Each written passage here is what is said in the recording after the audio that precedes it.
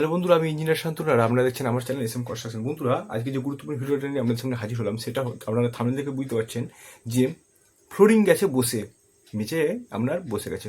দু চার মাস কাজ হয়েছে, কাজটা হয়ে গেছে, কিছুটা উঠে গেছে, লোড পড়েছে, মেঝে বসে গেছে, মাথায় হাত, পয়সাটা জলে চলে গেল, ফ্লোরিং বসার সাথে সাথে জলে চলে গেল।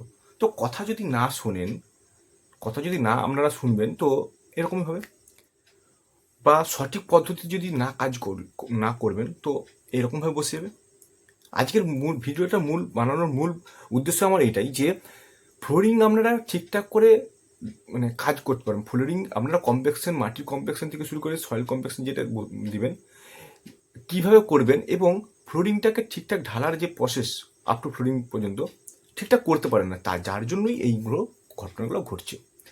তো দেখুন, আমার একটা সাইট আমি ভিজিটে গেছি, সেটা একটা ছোটো কাজ ছিল। কিছুদিন আগে পর্যন্ত সে ফ্লোরিং ঢেলেছিল, তারপর ঢালার পরে যেটা ছবি দেখতে পাচ্ছেন, কিছু বসে গেছে, ফোন করেছে যে বসে গেছে। তো তাকে যে নির্দেশগুলো দেওয়া হয়েছিল, তারপরে মিস্ত্রিকে বলা হয়েছে এইগুলো করেছো? প্রথমে বলেছিল হ্যাঁ, তারপরে পরে জিজ্ঞেস করে দিলাম ওনার মালিককে, ওনারকে, তো না, এগুলো তো করেনি। তো না করলে তো এরকমই হবে।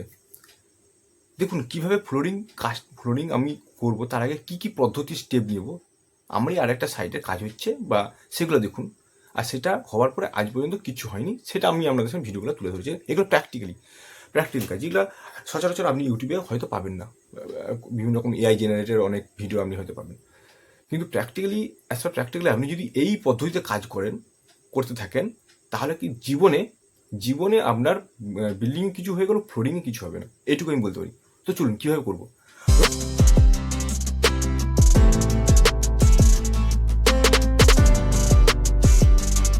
ধরুন আপনি একটা 3 ফিট বা 2 ফিট হাইটে নিচের টাইবিম থেকে উপরে উঠছেন, প্লিন পর্যন্ত, প্লিন লেভেলে ফ্লোরিংটা ঢালবেন। তাহলে আমাকে 2-2.5 ফিট মাটি ফিলিং করতে হচ্ছে। যেহেতু 3 ফিট ধরি, 3 ফিট হাইট করবেন, তা 2-2.5 ফিট মাটি ফিলিং করতে হচ্ছে। তো মাটি ফিলিং করছেন, মাটিটা সবসময় তো আর সিলভার স্যান্ড বা ধূস জাতীয় মাটি সবসময় পাচ্ছেন না বাজারে। আপনি হয়তো কাঁচা মাটি ফেলে দিয়েছেন, ভালো কথা, সেটা উচিত না, তাও ফেলে দিয়েছেন। তারপরেও তাকে যাতে না বসে, তাহলে কি করতে হবে? তো প্রথমে আমাকে কি করতে হবে, মাটিটাকে ভালোভাবে ফিলিং করার পর লেয়ার বাই লেয়ারে ফিলিং করতে হবে। এইটুকু মাথায় রাখতে হবে, লেয়ার বাই লেয়ারে ফিলিং করতে হবে। করার পরে মানে একটা মোটামুটি আমি একদম 2 ফিট 2.5 ফিট ভর্তি করবো না। আমি করবো কি, 8 ইঞ্চি বা 10 ইঞ্চি, 8 ইঞ্চি ফেললাম, মাথাটা ভেঙে দিলাম, একটা ওয়াটারিং করলাম, হালকা জল দিলাম, মোটামুটি একটা জল দিলাম, জল দেওয়ার পরে একটু বসলো, ঠিক আছে, জলের প্রেসারে জলে বসলো। তারপর আবার কিন্তু লাস্ট একটা স্টেপ করলাম। তাহলে আমার মোটামুটি বা 3টা লেয়ারে করে আমি সেইভাবে স্টেপ বাই স্টেপ গেলাম, দেখি যেরকম ভিডিও দেখতে পাচ্ছেন। করার পরে তারপরে কি করব না, ওইটাকে আবার উপরে লেয়ারে জল দেবো, ভালো করে জল দেবো, জল দিয়ে ভালো করে সাবলিং করবো। জায়গায় মোটা 20 রড, 25 রড দিয়ে, 16 রড দিয়ে সাবলিং করবো, যেটাকে আমরা গোদা বাংলায় সাবলিং বলছি। জলটাকে ওয়াটারিং করছি, দিয়ে জায়গায় গর্ত করে সাবলিং করবো। এই জলের যে প্রেসার এবং জলগুলো কি হয়, ওর মধ্যে যে সূক্ষ্ম যে কণাগুলো থাকে, ওই ভয়েডগুলো ফিলিং হয়, নিচে যে ভয়েডগুলো ফিলিং হয়, এবং উপর থেকে নিচের দিকে যে বাতাসের বুদবুদ দেখবেন বেরোচ্ছে। ভালো করে সাবলিং করছে। সাবলিংটা করার পর তারপরে আবার কি করবে, ওইটার উপর বালি বা একটা বালির লেয়ার দিলেন। সেটা ধূস হতে পারে, সাদা সিলভার স্যান্ড হতে পারে, বা বালি লেয়ার দিতে পারেন। বালির একটা লেয়ার দিলেন, 6 ইঞ্চি কি 8 ইঞ্চি একটা লেয়ার দিলেন। তারপরে ওটাকে করুন ধুরমুস, কমপ্লেকশন করুন, ভালো করে কমপ্লেকশন করুন। কমপ্লেকশন করে আবার একটা বালি লেয়ার দিলেন। এইভাবে কমপ্লেকশন করার পর তারপরে দেখুন আমি কী করছি।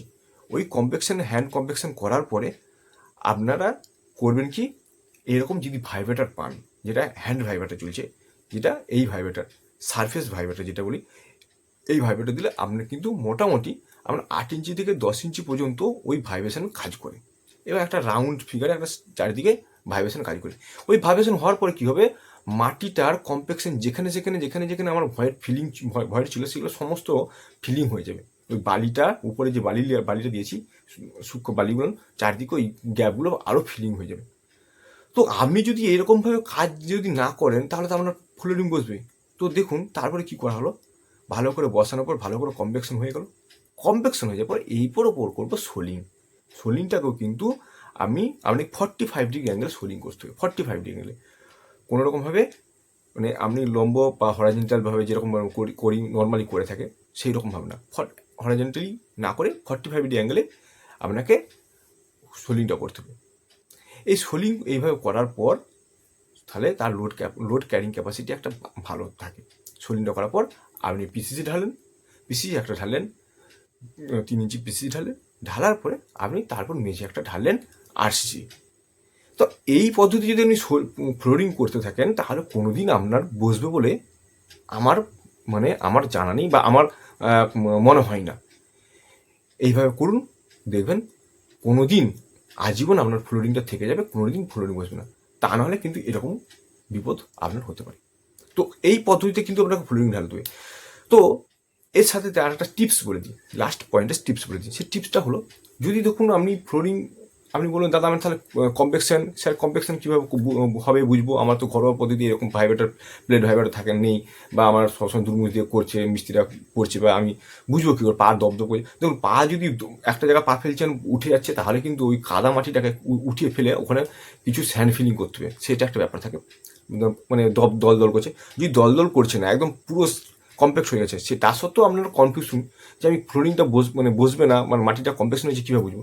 দেখুন 8 mm না 10 mm বা 12 mm একটা রড নেবেন, টুকরো মোটামুটি 2 ফিটের বা 3 ফিট একটা রড নেবেন, নিয়ে আপনি ওই রডটাকে জাস্ট মাটির মধ্যে প্রেসার দিয়ে মোটামুটি প্রেসার দিয়ে ঢোকাবেন। যদি দেখেন যে একদম হালকা প্রেসারে ঢুকে যাচ্ছে গদগদ গদগদ, তাহলে আপনার কিন্তু মাটি কমপ্লেকশন হয়নি, মাটিতে রস আছে এবং মাটিটাকে ড্রাই করতে হবে, তারপর আবার আপনাকে দুর্মুজ করতে হবে, তারপরে বা স্যান্ড ফিলিং করতে হবে। যদি এরকম হয়, যদি দেখেন যে না প্রেসার ঢুকাতে প্রেসার লাগছে, ঢুকে যাবে, অনেক প্রেসার দিয়ে হয়তো ঢুকছে মাটির মধ্যে রডটা, তাহলে দেখবেন আপনার কমপ্লেকশন যথেষ্ট হয়েছে। এটা ঘরোয়া টিপস, এটা কোনো রকম টেকনিক্যাল কোনো টার্ম এখানে নেই, এটা কোনো ইঞ্জিনিয়ারিংয়ের কোনো ভাষা এই ক্ষেত্রে নেই। মানে আপনারা অনেকে হয়তো বলবেন যে কমেন্ট করবেন যে তাহলে রড ঢুকে যদি মাটির সয়েল টেস্ট করা যায়, না সয়েল টেস্ট করা যায় না ওইভাবে। আমি একটা ঘরোয়া টিপস বললাম, আপনি সবসময় আপনি সয়েল টেস্ট কমপ্লেকশন টেস্ট হয়তো করতে পারছেন না, তাহলে আপনাকে এই পদ্ধতিটা যদি অবলম্বন করেন তাহলে কিন্তু আপনার ফ্লোরিংয়ের মাটিটা ফ্লোরিং ঢালার আগে, সোলিং করার আগে বা পিসিসি আরসিসি করার আগে আপনার মাটিটা কমপ্লেক্স হয়েছে কিনা, তাহলে কিন্তু আপনি বুঝতে পারবেন যে এই পদ্ধতিতেও কিন্তু এগানো যায়। তো যাই হোক, এরকম আরও বিস্তারিত টিপস বা বিস্তারিত ভালো কিছু ভিডিও পেতে অবশ্যই আমার চ্যানেলটির সাথে সাবস্ক্রাইব করে চ্যানেলের সাথে জুড়ে থাকুন। আর ভিডিওটি যদি ভালো লাগে অবশ্যই লাইক এবং শেয়ার করে আপনার এই শেয়ার এবং কমেন্ট করুন। যদি ভালো লাগে তাহলে অবশ্যই কমেন্ট করুন, আর কোন ধরনের ভিডিও লাগবে সেটাও কিন্তু আপনারা কমেন্টে জানাতে ভুলবেন না। তো পরবর্তী ভিডিও